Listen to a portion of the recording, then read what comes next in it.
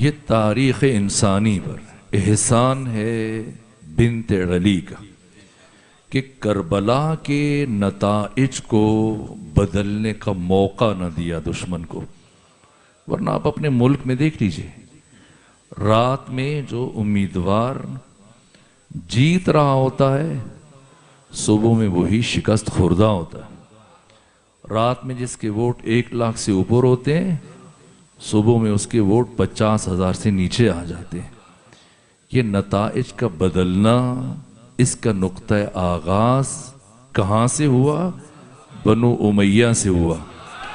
اور جس ہستی نے کربلا اور عاشورہ کے نتائج کو بدلنے نہ دیا اس ہستی کا نام زینب بنت علی. میرے عزیزو، شب 28 رجب مدینے کے گورنر ولید بن عتبہ، ظاہر ہے کہ آج تمہیدی گفتگو ہوگی،